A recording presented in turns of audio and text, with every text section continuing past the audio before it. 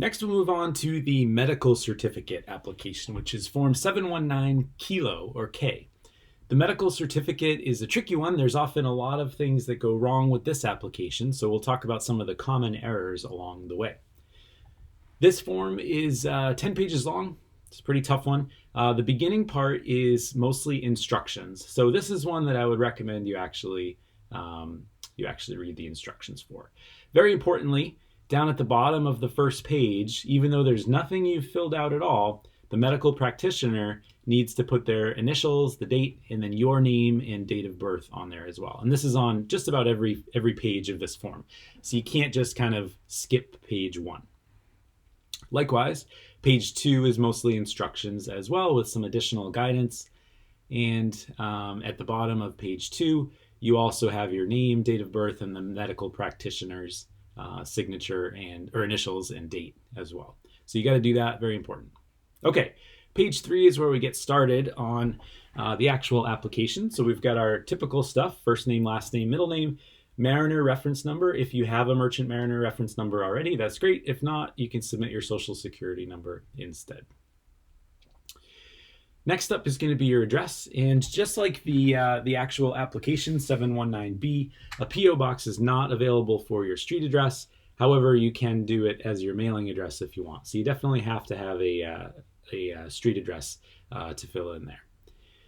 Most of the time, if you're going for your initial captain's license, we're going to be clicking on our DEC license. That's going to be your captain and OUPV type license.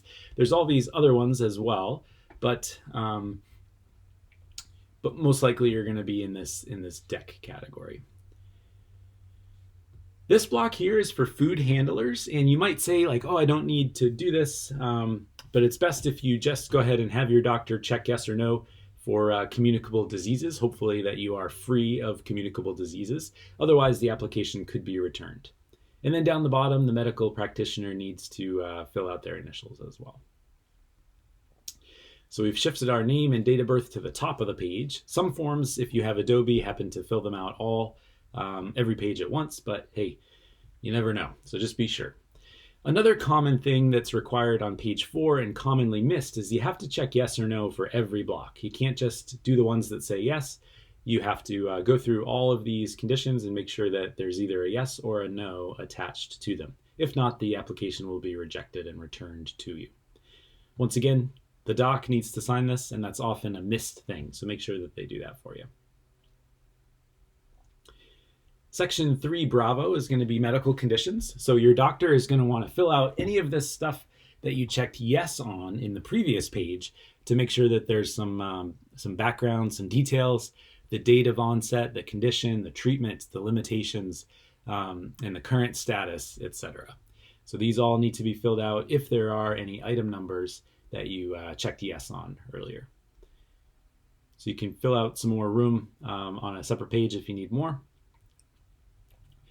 Next up is section 5. That's going to be our medications, right? So we're now on page 6 of this, and you need to have a complete response to this, including height, weight, all your metadata, height, weight, pulse, resting, and then answers to all of these questions with your doc filling out any abnormal conditions there as well. So really just looking for completeness on this page, and it's not you, it's your doctor that's going to do it for you. Moving on to page 7, we're going to be looking at our color vision and in our vision quality here. So you do have to get tested, both corrected and uncorrected. And generally, the doctor is going to make sure that you have normal field of vision or potentially abnormal field of vision, but about 100 degrees. So that's actually not too bad. If you spread your arms out 100 degrees from your face, you should be able to see them there. The color vision test is required. Not all of these are required, just one of them. And really, you're just looking for your doc to check that you've passed it. What if you are colorblind? Well, you're really not necessarily able to be a ship's captain if you're colorblind, because you do need to see the red and green lights on the different vessels that are out there. However, every case is unique, so go ahead through the process, and you never know what will happen there.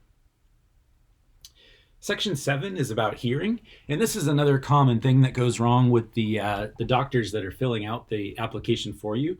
They see this audiometer thing, and they just assume that they have to put you in the telephone booth with the earphones on and have you raise your hand when you listen to all the different tones. However, if you have normal hearing, that's really all you need. You don't have to do all the rest of this stuff if you have normal hearing. If not, then you do need to go into the audiometer booth for sure.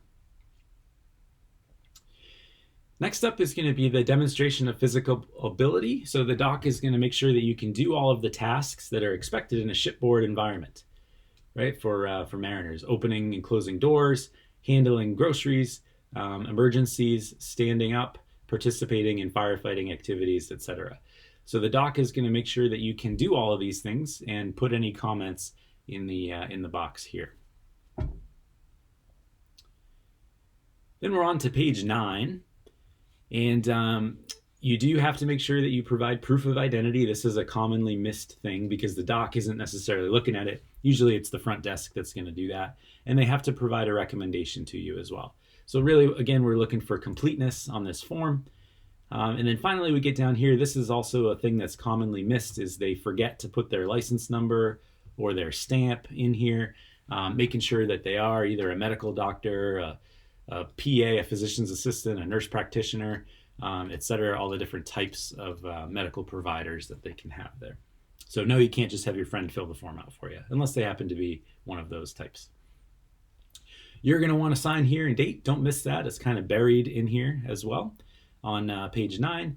And then page 10 is all optional stuff. This is consent if you have a third party. So this is optional stuff that you don't necessarily have to fill out.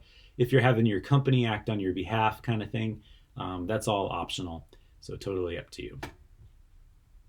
So this is a long form, and really you're looking for completeness to make sure that the doctor is doing what they need to do to get this form filled out for you.